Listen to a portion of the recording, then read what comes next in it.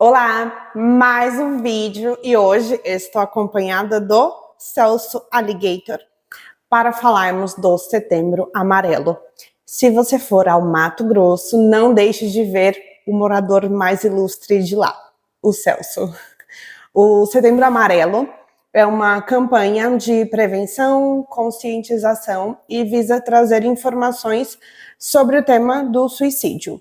E eu vim dar a minha contribuição, então eu trouxe 8 livros que abordam esse tema.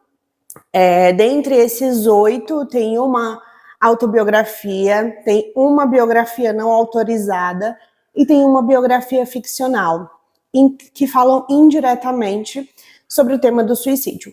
Inclusive, por indiretamente, me refiro ao conceito de suicídio inconsciente. Eu vou explicar o que ele é, esse conceito, com base em um artigo cujo título é Suicídio, uma dificuldade na psicanálise. Link do artigo está na descrição abaixo. Para complementar esse vídeo, eu trouxe também uma análise de uma personagem fictícia da série Brazuca Sessão de Terapia. Essa paciente está na primeira temporada e ela vai para a terapia justamente porque ela precisa lidar com uma tentativa de suicídio inconsciente. Como eu fiz resenha de todos esses 8 livros, vou deixar o link na descrição abaixo, então eu não vou me prender tanto aos contextos das histórias, justamente para esse vídeo ficar bem enxuto, pelo bem da minha saúde mental. Logo, eu vou falar desses livros atrelados à mensagem que o Setembro Amarelo carrega. Se você quer entender melhor a história de algum desses livros, ou algum em particular, todos os links estarão na descrição.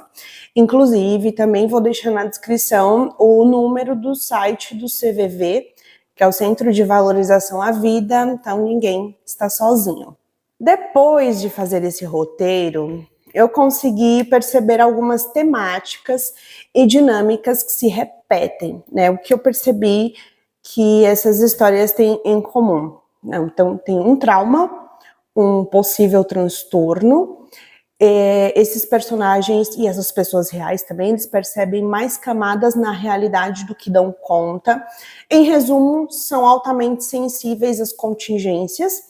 Eles têm ideação suicida, mas ao olhar a trajetória deles, dá para ver que eles tentam diversas outras estratégias para não sucumbirem. Eles têm outras estratégias, inclusive de regulação emocional, que são até paradoxais, porque essas estratégias são muito autodestrutivas. E, por fim, eles anseiam por um sentido. Alguns o encontram, outros não. Mas, assim, em síntese, o que eu percebi é que em todos esses personagens, é que por mais quebrados que eles estejam, se eles tiverem a certeza de ao menos um vínculo genuíno, e se eles encontrarem um sentido, que é um norte, uma paixão, então o suicídio não é uma opção. Alicerço essa minha síntese em uma frase do Nietzsche que fala, abre aspas, aquele que tem um porquê supera qualquer como, fecha aspas. Mas algumas histórias que eu vou trazer aqui são mais complexas do que talvez essa frase consiga abarcar. E eu vou dar um exemplo rápido, que é o do Freud. Ele morreu em 23 de setembro de 1939. Ele optou por um suicídio assistido, ou eutanásia. Ele tinha um câncer na mandíbula, e o Peter Gay, que inclusive fez a biografia dele, ele concluiu uma coisa que eu acho que conversa com a ideia da solução mais definitiva. Não só do Freud, né? A de que há momentos em que é impossível viver, mesmo com um propósito. Caso do Freud, por exemplo. Então, eles querem controlar como vão partir. Essa conclusão que o Peter Gay chega quando ele escreveu a biografia do Freud a respeito dessa eutanásia que o Freud escolheu. E em muitos casos de suicídio é exatamente essa, né, uma fantasia que está por trás, né, o controle do dia e método para concretizar a nossa única certeza. Vamos lá, começar com o primeiro livro. É uma autobiografia do ator e roteirista, o Matthew Perry, que se chama Amigos, Amores e Aquela Coisa Terrível. O Matthew, ele nasceu em 19 de agosto de 1969, em Massachusetts, e ele faleceu em 23 de outubro de 2023, na Califórnia. Eu achei a leitura bem pesada, eu li esse livro uns 8 meses depois que ele já tinha falecido, e na autópsia consta que ele morreu de overdose. Esse tipo de morte é o que a psicanálise chama de suicídio inconsciente, né? Então, segundo o autor do artigo que eu li, que eu vou deixar o link abaixo, ele fala, abre aspas, pontos relacionados ao suicídio que envolvem temas muito caros à psicanálise, como as angústias primitivas, as fantasias simbióticas e a destrutividade, fecha aspas. Sobre o abuso de substâncias, abarca inclusive esses 3 pontos que o autor do artigo traz e ele completa, abre aspas, a agressividade oculta contra um outro contida no gesto autodestrutivo do suicida, fecha aspas. Eu achei o livro muito bem escrito e acredito que foi ele mesmo que o fez ao invés de ter recorrido ao trabalho de um ghostwriter. A escrita não está engessada, ele é muito engraçado, apesar de ter partes em que as muitas brincadeiras, né, que ele faz, talvez seja uma forma de dar um tom de leveza ao tocar em assuntos mais sérios que para ele são delicados, como, por exemplo, a relação dele com os pais, as várias tentativas bem-sucedidas de sabotar bons relacionamentos. Então, é como se o obscuro ele ficasse camuflado pelo cômico. A capacidade de exercer autocrítica sobre as atitudes dele também é bem grande. Ele tem uma autocrítica bem preservada. Ele chega a insights e associações de cunho muito assertivos. E o meu palpite para ele ter desenvolvido uma certa maturidade, ainda que pelo tom da acidez, é que desde os 18 anos ele conta que ele fez terapia. Em muitas biografias que eu li e quando eu vejo também entrevistas de pessoas públicas, eu percebi que muitas falas dessas pessoas estão permeadas de insights muito sofisticados, mas raros mencionam que essa construção de uma honestidade para consigo se deve a terem feito terapia. E para mim fica a pergunta, por que tanta gente se beneficia da terapia e faz da sua jornada parecer que foi um mérito, tipo, um mérito isolado, próprio? Por que as pessoas não falam que fazem terapia? A escrita do Matthew é honesta porque ele conseguiu ser honesto com ele mesmo. Ele tem uma personalidade com afetos muito instáveis. Ele fala abertamente e de uma forma que eu senti que foi honesta sobre temas que são sensíveis. E a maioria das pessoas, públicas ou não, às vezes fazem questão de esconder, né? E, por exemplo, ele fala muito abertamente sobre como foi a relação dele com o abuso de substâncias, tanto lícitas quanto ilícitas. E o que são ali uma forma de regulação emocional. É uma anestesia social. Segundo o autor desse artigo, né, que eu usei como pano de fundo, muitas vezes a comunicação de uma angústia se dá pelo sintoma de se auto-sabotar. Eu também fiquei me perguntando se as constantes idas às clínicas de reabilitação eram como procurar um lugar que cuidasse dele, como se pagasse para ter acesso a cuidados. E ele se colocava em situações em que fosse necessário esses cuidados. Eu entendi que colocar a integridade física e emocional dele em risco é uma forma de buscar um cuidado. Não é lá a estratégia mais saudável e provavelmente durante a terapia ele deve ter entrado em contato com isso. Só que ter consciência não é suficiente e repetir assim esse padrão mais autodestrutivo é uma forma de comunicar que ele talvez não soubesse pedir ajuda, talvez não soubesse pedir por cuidado de um jeito diferente. Próximo livro é A Redoma de Vidro, da Sylvia Plath. A Sylvia nasceu em 27 de outubro de 1932 em Boston e ela se matou em 11 de fevereiro de 1963 em Londres. Essa é quase uma ficção autobiográfica. A protagonista se chama Esther Greenwood e a fase em que ela está representa um recorte bem específico da vida da autora. Durante a época em que a Sylvia estava na faculdade, ela tentou se matar ingerindo muitos remédios e depois disso ela foi internada em uma clínica psiquiátrica. O contexto em que se passa esse livro representa essa época da vida da autora. Aqui vamos ver a relação da Esther com a mãe, as relações que ela tenta com pessoas que ela tenta estabelecer no novo trabalho, o quanto ela se sente inadequada e deslocada, o quanto ela tenta de várias formas construir uma autoestima, recuperar a alegria de viver.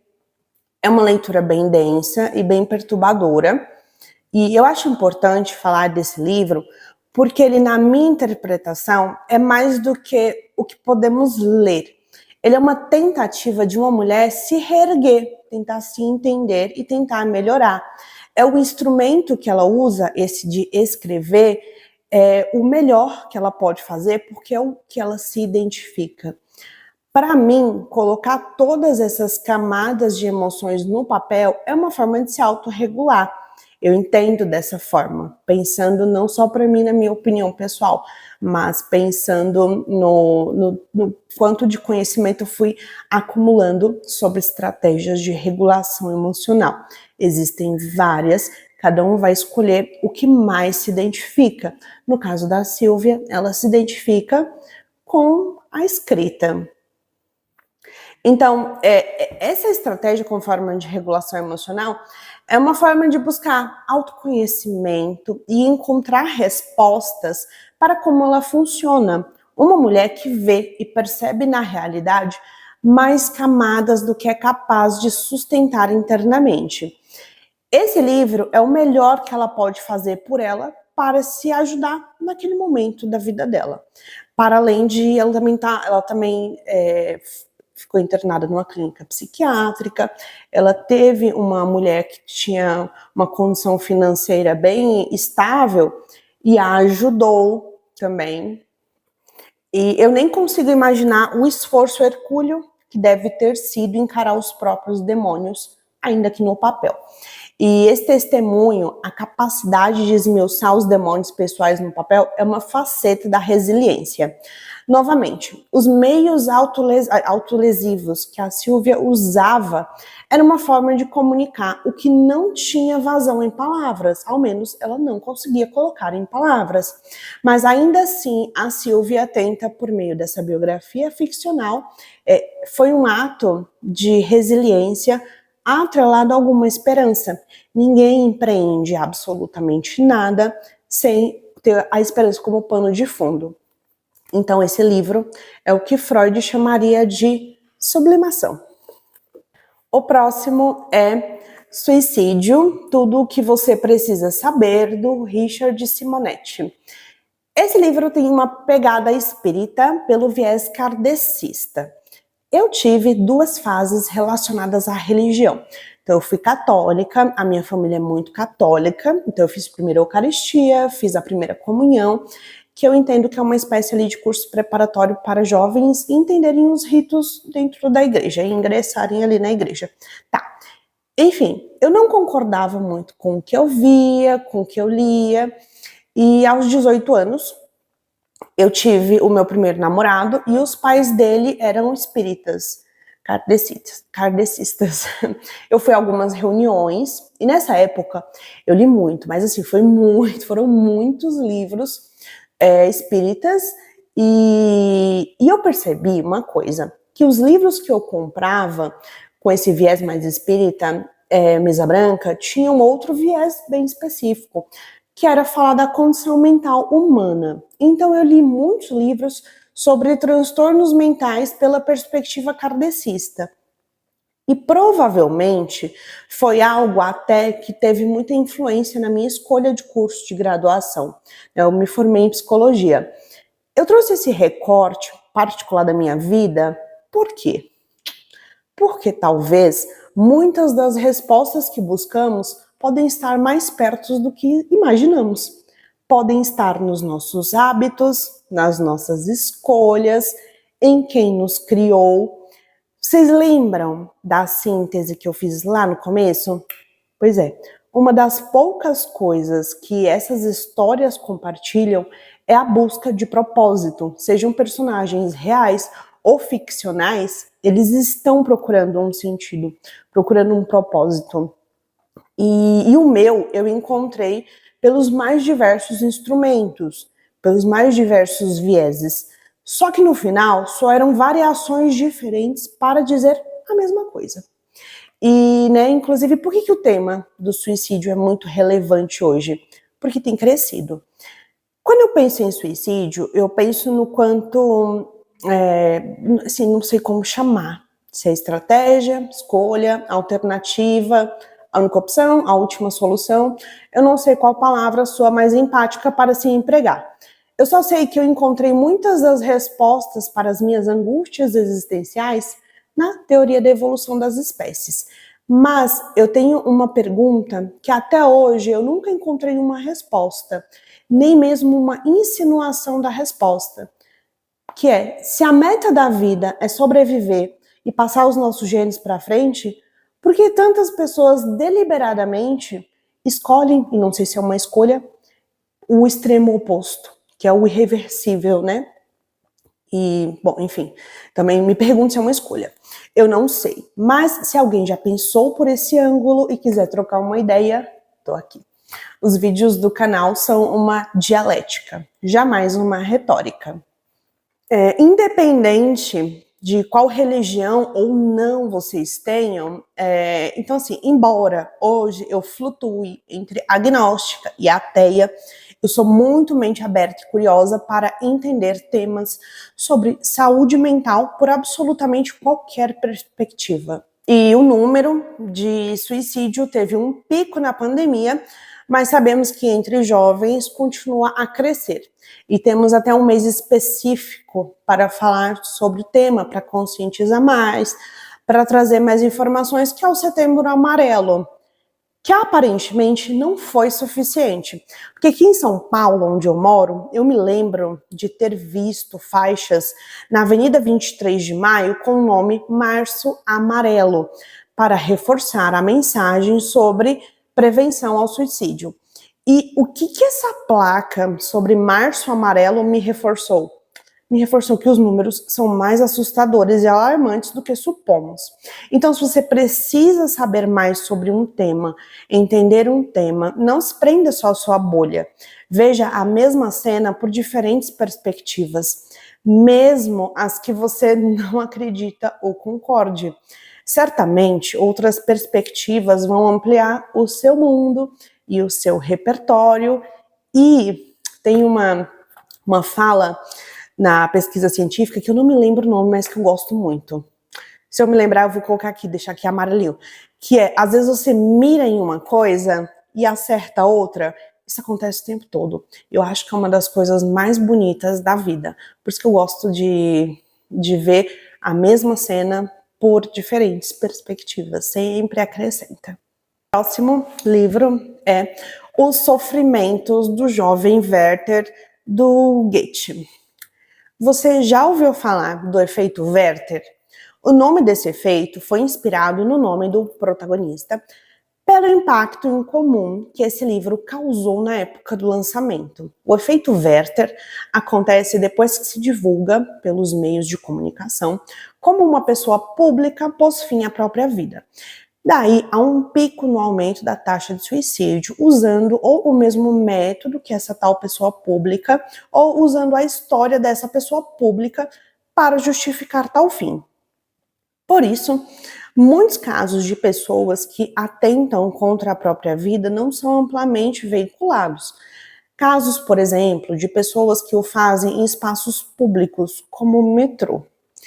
O Peter Potter, ele se refere ao romance com a seguinte frase: o mais famoso romance de autopiedade do mundo. A cada página, uma palavra que se ensinou na minha cabeça diversas vezes para começar a entender o Werther e como eu me sentia em relação a essa prosa era de fato isso de ele se sentir o tempo todo pena dele mesmo, ficar nessa compulsão à repetição ali encharcada de autocomiseração. Porém, há um contraponto interessante a essa frase do Peter Porter. Reclamar da autopiedade ou falta de vontade de Werther é como reclamar da procrastinação de Hamlet. As fraquezas do caráter de Werther estão lá, sem dúvidas, mas estão lá por uma razão. Estão lá como parte essencial do retrato de um homem mal equipado para lidar com a própria vida. E aí, esse moço, esse aqui foi um outro crítico. Não aparece o nome dele aqui, ou eu me perdi e não peguei o nome dele. Eu acho que o nome dele é Christopher Ricks. E aí ele tá, nessa segunda parte, ele tá escrevendo, falando sobre a crítica do Peter Porter.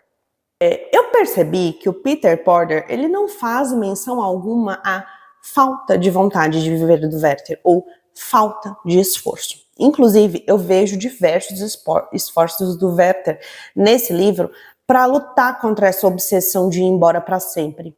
A ideia de morte é um pensamento obsessivo que nunca o deixa. E sim, o Werther ele tenta diversos caminhos para afastar a ideação suicida. O problema grave que eu vejo em alguns contrapontos é que as pessoas colocam palavras na boca de pessoas as quais nunca disseram. E fazer isso não é exatamente o problema. O problema é a intenção por trás. E a intenção que eu senti aqui era de invalidar uma percepção que não vai de encontro ao que a pessoa conhece.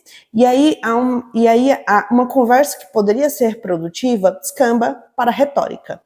Em síntese, eu acho muito problemático falar um fato, que é a autopiedade, e desligá-la da tentativa clara que o Werther ele tinha de mudar e de melhorar. Então, ambos coexistem. O Werther é a prova de que não se anulam. E ressalto, ele tem uma inclinação muito grande para a autocomiseração, sim. Tanto é que chego a pensar se a convivência com ele não era um tanto complicada.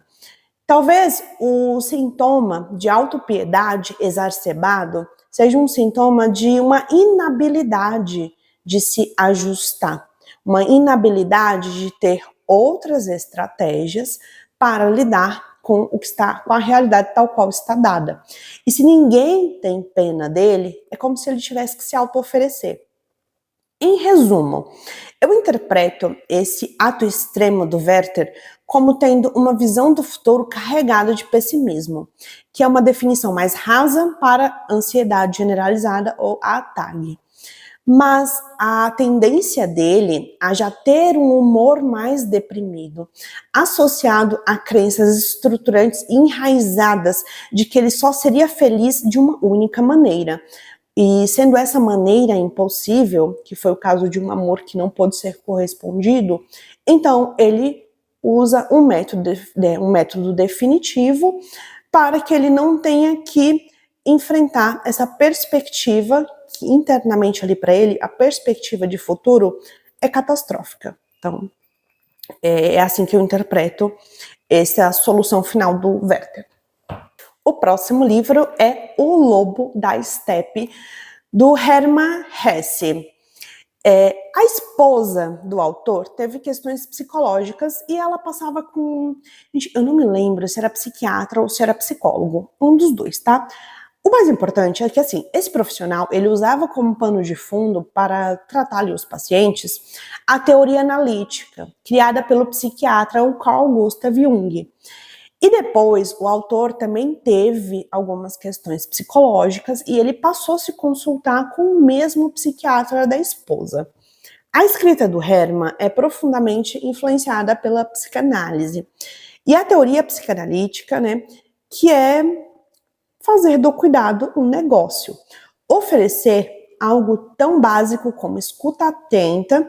Se esse corpo teórico surgiu, É porque houve uma demanda crescente dentro do campo da saúde mental.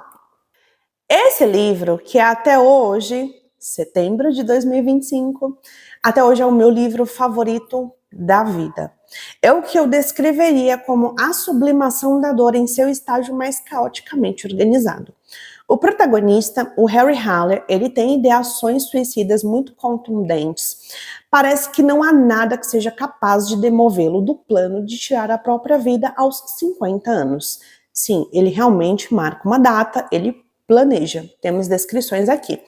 Até que ele conhece a Hermínia, que funciona como uma gerente que vai organizar essa bagunça interna e aplacar essa angústia intensa marcada por muitas crises existenciais que ele tem. Essa é uma leitura que gera desconforto. O modo como o protagonista, que por sinal é muito inteligente, e usa essa inteligência a serviço de elaborar argumentos lógicos e racionais que justifiquem que a única saída é um encontro com a navalha. É algo realmente perturbador. O que nos leva a pensar durante mais da metade do livro que não pode existir ninguém no mundo que vai fazê-lo ver a mesma cena, só que por outro ângulo. Só que a Hermínia consegue. A Hermínia, que ela não tem um intelecto tão célere quanto o do protagonista. Ela não tem estudo. Ela é uma garota de programa. E aí, mas mesmo assim, eles desenvolvem uma amizade muito profunda. E essa dinâmica deles traz uma nova perspectiva de vida e salva o protagonista. Tem uma frase que ela diz ao Harry que eu nunca vou me esquecer. Eu achei muito legal. Ela fala para ele, abre aspas, você pensa muito, mas pensa de maneira estúpida. Fecha aspas. Com essa frase, ela está tentando fazê-lo usar o que conhece até hoje a serviço dele se autoajudar, ao invés de ficar nessa eterna roda de hamster, melancólica e muito melancólica. Um outro detalhe importante é que essa condição depressiva dele é agravada pelo isolamento. Então, ele está longe da família por escolha, ele está no ócio, não trabalha mais. E um outro detalhe mais importante, que talvez seja uma pista para entender o porquê o Harry Haller, ele só vê como saída a morte, são as constantes dores que ele tem. Então, ele tem problemas no estômago, ele tem gota, tem alguma questão com os olhos também. Ele tem várias enfermidades de origem fisiológica. Então eu entendi que a morte seria uma saída para esses incômodos, né, de ordem tanto psicológica quanto fisiológica, assim, é um combo. Vocês se lembram, lá no começo, sobre a eutanásia do Freud? Aqui eu vejo similaridades entre as duas condições. Então, para o Freud, viver com dor era uma tortura que não fazia sentido. E aqui no pós-fácil do autor, ele fala que embora a história retrate um homem quebrado, e um homem quebrado, assim, a construção da prosa é de uma densidade bem perturbadora. Para o autor, essa é uma história sobre esperança, sobre ressignificar a dor. Este livro foi lançado em 1927. O pós-fácil é de 1961. Eu vou até... O livro trata, sem dúvida alguma, de sofrimentos e necessidades. Mas mesmo assim, não é o livro de um homem em desespero, mas de um homem que crê. Eu recomendo muito essa leitura. O próximo livro é O Apanhador no Campo de Centeio, do autor J.D. Salinger. Começa este livro com uma fala do Holden Caulfield, que é o protagonista. Ele fala, só que minha vontade era mesmo cometer suicídio. Eu queria era pular da janela. E provavelmente ia ter pulado mesmo, se tivesse certeza que alguém ia me cobrir assim que eu caísse. Eu não queria um bando de gente curiosa, idiota, olhando para mim quando eu estivesse todo arrebentado. Apesar de ele não ter tanta clareza do que ele gosta, temos uma pista. Ele é bom em redação. O Caulfield está nesse livro buscando por sentido o tempo todo. E essa ânsia é intensificada porque ele também ainda ele está preso no luto, um luto não elaborado. Então, esse livro pode ajudar a entender uma possível resposta, né, do porquê que alguém recorre a um método tão definitivo. E talvez uma delas, para algumas pessoas, seja um luto não elaborado. Né, viver anos, né, viver anos nessa sintonia, eu nem imagino como seja. Ele também viveu uma situação de abuso sexual por parte de uma figura que deveria o proteger. Uma figura que ele admirava e, no entanto, o fez um grande mal. Tem 4 contextos que são importantes para entender esse livro. Primeiro, 4 contextos que eu vou colocar para vocês. Acho que só o quarto não remete assim a caramba, que tenso, que forte que deve ser. Então, o autor pegou 3 contextos extremamente pesados e condensou aqui nesse livro. Só o quarto que não é tanto. Primeiro contexto, a Segunda Guerra Mundial. Esse livro foi publicado em 1951, portanto, é um contexto pós-guerra. Segundo, ler o poema que inspirou o título do livro, que, portanto, influencia um recorte de aspiração do protagonista. O nome do poema é Coming Through the Rye, do Robert Burns, que foi traduzido como Vindo pelo Campo de Centeio.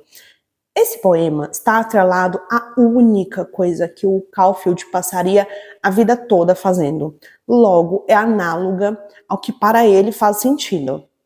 Só que se você for ler qual que é essa parte, você vai pensar, tem como você buscar outra coisa? Essa aqui não dá. O terceiro contexto é um detalhe que parece muito sutil, mas que, por ser sutil, é que pode ser perigoso. Esse detalhe é muito importante para entender a sintonia mais baixo astral do Caulfield, que é a época do ano em que se passa a história, né? Então está perto do Natal.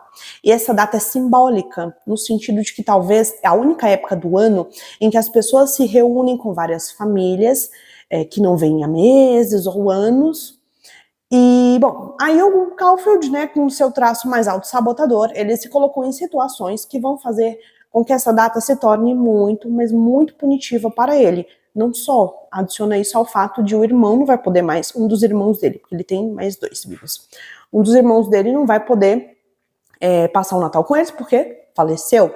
Adiciona isso também, o quarto contexto, que eu falei que os 3 eram pesados e o quarto parece um pouquinho mais leve, é que o quarto tem a ver com o primeiro. O quarto contexto é, para entender essa obra, é entender a história de vida do autor, e o autor, ele serviu na Segunda Guerra.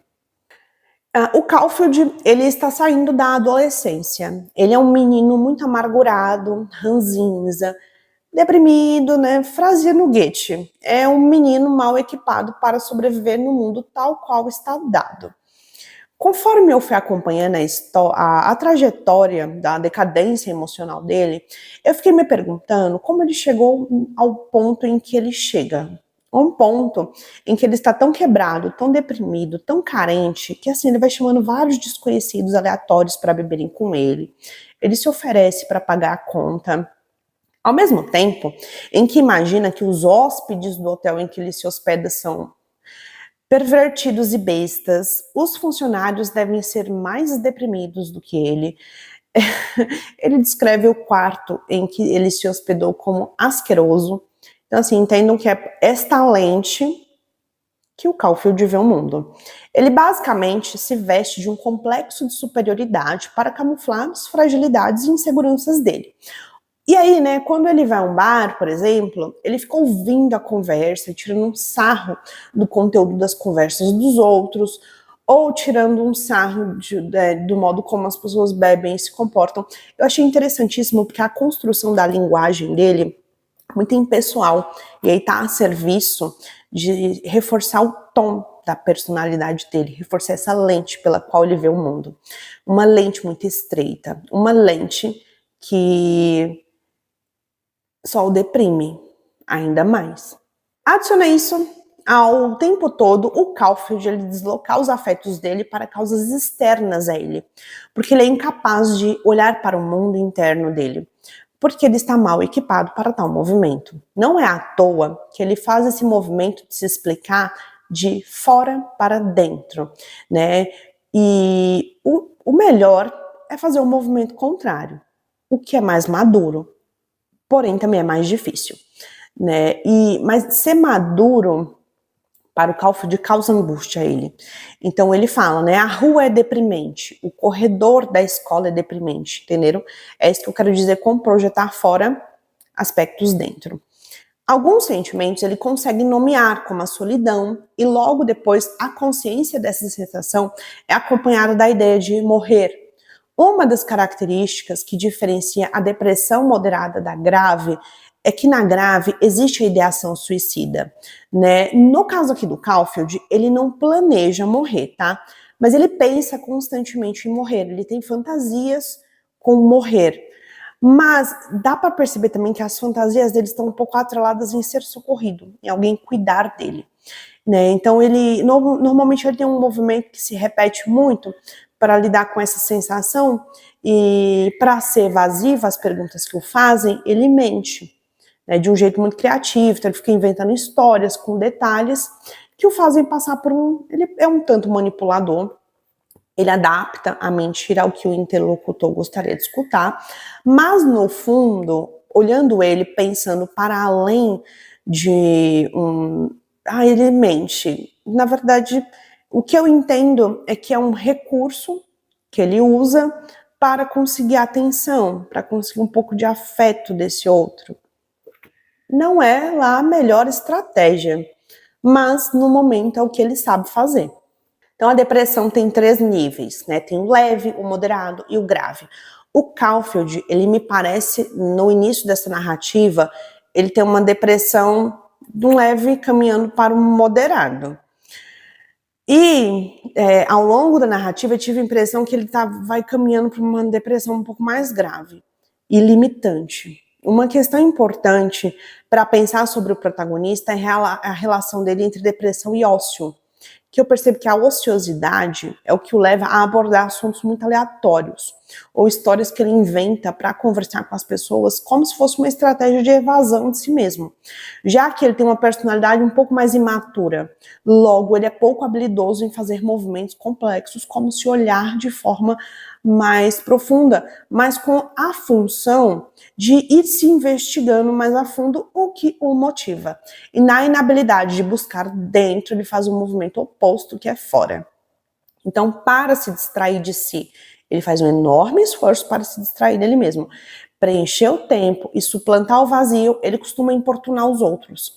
Esse ócio dele também me parece ser um fator que acentua essa condição dele de humor mais deprimido, já que ele não consegue mais extrair prazer em quase nada das possibilidades que ele tem, como assistir um filme, uma peça, ou extrair prazer na companhia de pessoas, até mesmo coisas que ele gostava muito, como escrever, estudar inglês, que é uma matéria que ele é muito bom, e que ele ser bom já é uma ótima métrica para pensar em sentido, né? Então, ele fala que come pouco, mas ele justifica que é porque... Aí ele vai dando justificativas, por isso que ele é magrinho. Mas não, é porque o humor mais deprimido, né, na maioria dos casos, também reduz o apetite. Então ele não consegue mais extrair prazer em comer, ele não sente vontade de sair em um sábado à noite, igual a todos os colegas dele, ele se isola, um comportamento que é característico de personalidades que podem ser menos sociáveis, logo mais introvertidas que a média. Mas também pode ser um indício de uma depressão. Inclusive, né, como eu falei, um dos irmãos dele morre. Então, pode ser que essa depressão seja aí parte de uma das 5 fases do luto. Então, as 5 fases incluem primeiro negação, a raiva, a barganha, a depressão e, por fim, no luto bem elaborado, temos a aceitação. Aqui no livro, dá para perceber a fase da raiva e a fase da depressão, fica bem marcado. Nesse artigo, aqui abaixo, o autor ele trouxe uma reflexão sobre destrutividade associada ao altruísmo. E eu pensei no movimento que o Caulfield faz. Por quê? Para ele, morrer resolve 2 problemas. Primeiro, o de que ele sente muita culpa pelos privilégios que ele tem. E segundo, que é o de que ele sente que ele não precisa mais trazer dor aos pais, mais do que o que esses pais estão passando, né? Vivendo o luto pela morte do irmão, que é o L. Então, complementando, né, sobre suicídio altruísta nas palavras do autor. Aliás, essa é uma das nuances presentes no ato suicida. A fantasia de dar algum sentido a um mundo interno para o qual o sujeito não vê mais sentido. Não o fazem sem causar sofrimento a muitos outros. O próximo livro é A Biblioteca da Meia-Noite, escrita pelo Matt Haig. O livro começa de forma, essa prosa não linear, pelo menos no começo. Com a seguinte frase, abre aspas, 19 anos antes de decidir morrer, fecha aspas. Vamos acompanhar Nora Cid, a protagonista, e esse primeiro capítulo é bem importante.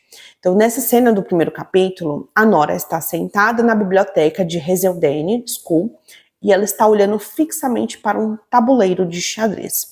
E aqui, já nas primeiras linhas, temos um traço que é marcante na personalidade da protagonista. Traço esse que vai movimentando os pensamentos dela, os comportamentos. Traço esse que vai a fazer pensar em colocar um fim à própria vida. Traço esse que vai movimentar essa história, que é a ansiedade generalizada. Traço esse que vai levar a nossa protagonista a desenvolver um outro transtorno, que é uma depressão. E o próximo capítulo, né, tem o título de 19 anos depois. E aí o livro começa com outro, depois tem outro subtítulo, que é, abre aspas, 27 horas antes de decidir morrer. A Nora tem se sentido muito solitária, ela gosta de ver o mundo através das lentes da filosofia, que aliás é uma área que a empolga muito, aliás a empolgava, mas especificamente a filosofia existencial.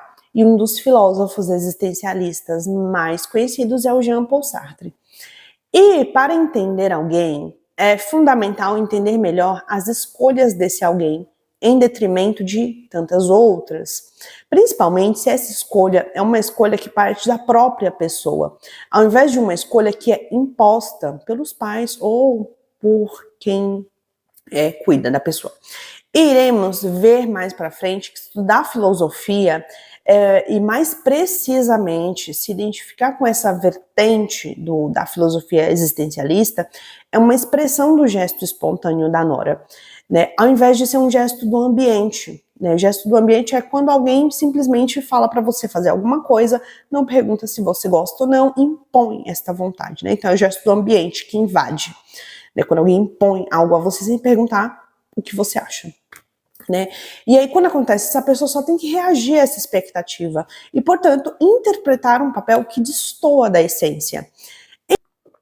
Embora Nora, em teoria, com base no existencialismo, ela soubesse que a solidão é uma parte intrínseca da espécie humana, essa condição a incomodava.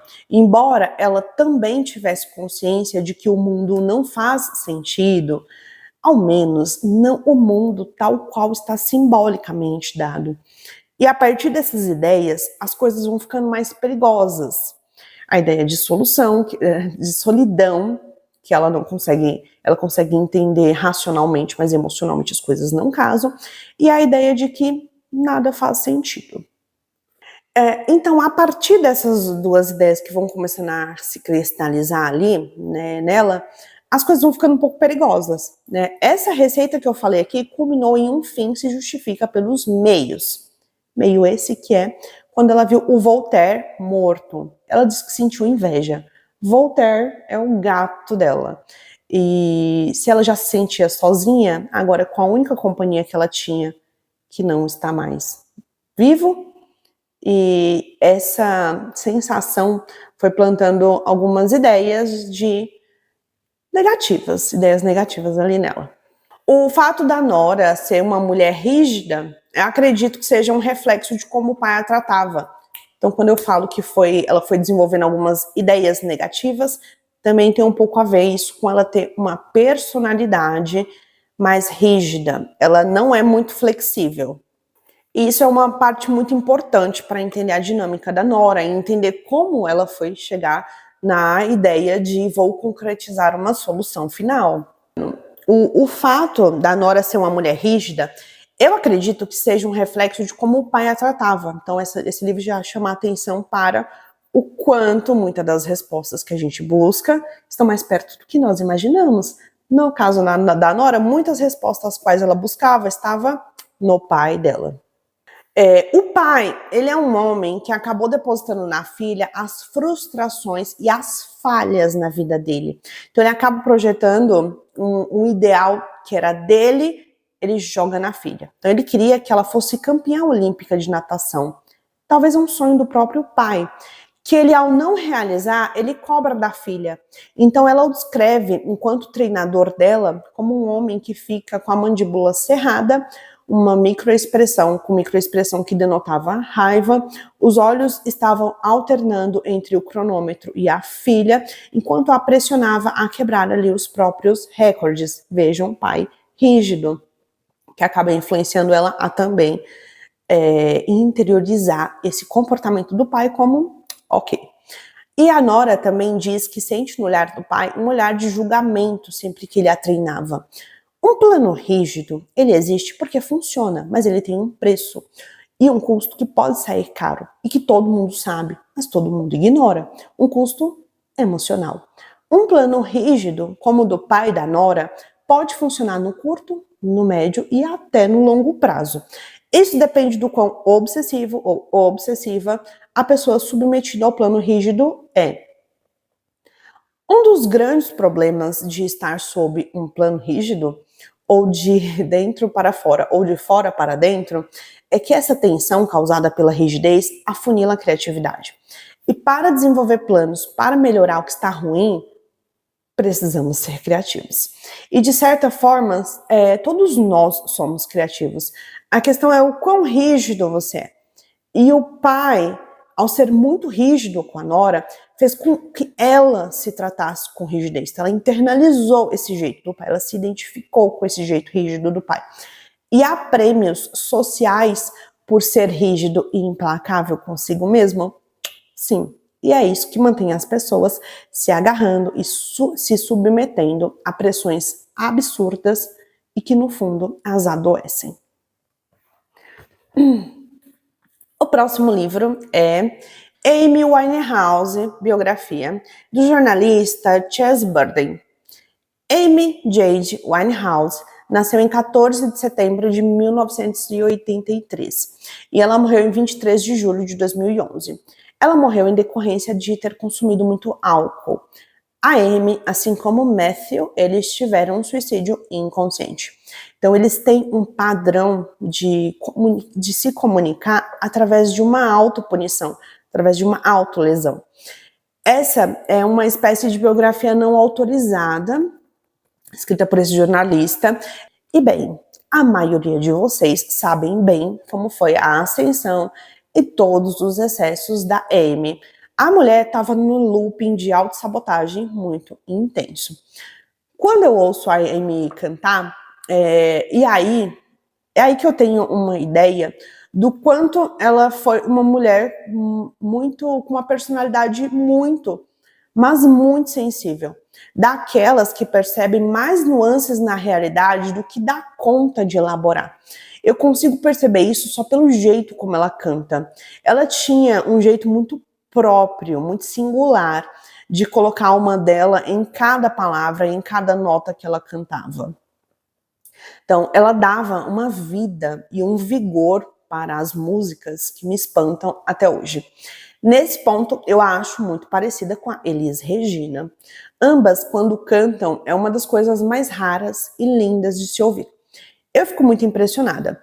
Pelo que eu me lembro, ao assistir ao filme biográfico Back to Black, pouco tempo antes de morrer, ela tinha passado um tempo na reabilitação, estava trabalhando no álbum novo, só que por algum motivo ela teve um impulso que ela acabou acabando com a própria vida. Inclusive, uma coisa que eu acho bacana que o CVV faz é que, assim, tem uma estatística sobre isso. Muitas causas do suicídio acontecem por impulso. Ou seja, se a pessoa tiver uma oportunidade de se oferecer um distanciamento da situação em que se encontra, como se visse de fora, tomaria outra atitude. Por quê? O exercício do distanciamento, ele permite que o lado mais racional suplante um pouco o lado mais emocional. E daí, eu acho que o CVV, ele pode funcionar como um canal em que a pessoa, ao se ouvir e a partir da escuta atenta que a outra pessoa do outro lado oferece, essa pessoa pode ter uma margem de tempo maior para repensar. Logo, esse repensar sem ter tanto peso da carga emocional. E aí, provavelmente, esse canal salva muitas vidas, levando em consideração que muitas pessoas cometem esse ato por impulso. E se é por impulso e você consegue oferecer para a pessoa 1 minuto que seja de reflexão, isso com certeza suplanta um pouco a tempestade emocional e coloca um pouco mais de razão ali no lugar para olhar a mesma cena sem tanta carga emocional e vê-la a partir do distanciamento que proporciona uma maior racionalização. O último personagem que eu vou trazer para falar do Setembro Amarelo é a personagem Nina. Ela é uma paciente, está na série Sessão de Terapia, na primeira temporada. A Nina tem 15 anos e é ginasta. Aos 12 anos, ela já foi campeã em uma competição importante. Então, desde lá, ela vem colecionando outras medalhas. Quando ela fala disso, dá para ver uma incongruência. O conceito de congruência e de incongruência foi criado pelo psicólogo o Carl Rogers, para falar de uma discrepância entre o que se diz e a expressão no rosto da pessoa que está falando. Então a Nina, ela fala das conquistas e medalhas, só que a expressão no rosto dela não denota alegria. A Nina chega, com uma demanda que, pelo jeito como ela fala, parece simples e trivial, como se não fosse algo sério, como se essa demanda não pertencesse a ela. Então, ela foi encaminhada para a terapia pelo técnico, o Leão, porque ela sofreu um acidente. Ele acredita que o acidente não foi um acidente. Pegando um gancho do artigo abaixo, o autor fala, abre aspas, como psicanalistas, sabemos que não é incomum que acidentes encubram tendências suicidas, fecha aspas. Aqui ele está ilustrando essa frase dele com um estudo de caso de um paciente que ele teve. Caso esse que é análogo ao que levou a Nina à terapia. Então, ela não se lembra do acidente, e aí, quando ela vai descrever o que houve, ela relata algo mais ou menos assim, abre aspas, eu estava de bicicleta e um carro estava na minha frente, fecha aspas. A postura, o tom de voz e o modo como ela organiza as palavras me remete a um mecanismo de defesa chamado isolamento, que acontece quando se isola o afeto da ideia. Para ficar mais fácil de vocês entenderem esse mecanismo de isolamento, pensem em alguém que conta um fato triste, mas a pessoa está dando risada ao mesmo tempo. E você nessa troca ali conversando com a pessoa, talvez você fique confuso. E você talvez se pegue pensando, mas é para rir ou é para chorar? Essa frase explica um pouco o isolamento. Então a Nina, ela relata diversos comportamentos que vão colocar a integridade física dela em perigo. E as feições no rosto dela e o modo como ela relata é incongruente com o prejuízo físico e social que esses comportamentos trazem para a vida dela. Então quando ela fala sobre como se coloca em perigo e sorri, como se ainda ela não tivesse se apropriado da gravidade do que está acontecendo. Então, essa dinâmica mais autodestrutiva, mais autolesiva, que pode ser caracterizada como uma tentativa de suicídio consciente, e tem essa faceta mais inconsciente, porque ela está falando de partes dela que foram relegadas à sombra. E só porque não queremos entrar em contato com partes que são nossas, isso não significa que elas vão deixar de existir, porque não queremos saber delas. Então, ao contrário, elas tendem a crescer. Na Nina, vemos essas partes ganharem cada vez mais força, porque depois, em outra sessão, ela tenta se matar no consultório do Theo. Então, a Nina não faz a menor ideia das engrenagens que estão a fazendo fazer escolhas que definitivamente têm grandes chances de dar ruim para a vida dela, né? E também, em consequência, afetar negativamente aqueles que a amam. A Nina relata uma fantasia que é muito interessante para a gente começar a pensar. Ela fala que ela via ambulâncias passando e ela pensava como era passar, como era estar dentro de uma, porque ela associa isso com cuidado. Quando eu fiz um vídeo das minhas leituras favoritas lá de 2024, eu falo um pouco disso do Matthew, né? E que ele também, mas isso é um palpite pessoal, tá? O de que ele sustentou, não tá escrito isso aqui, palpite meu. O de que ele sustentou durante anos comportamentos autodestrutivos porque ele queria receber cuidados. E eu percebi quando a Nina fala dessa fantasia em relação à ambulância, que ela queria saber como era estar dentro de uma ambulância, ela tá demandando cuidado. E cuidado, existem várias formas de se oferecer cuidado. Por exemplo, vou dar um exemplo muito rápido, tem mais a ver com o Matthew, mas eu também faço, parecido com a Nina, porque eles têm essa fantasia. E fantasia, lembrando que para psicanálise tem um teor mais inconsciente.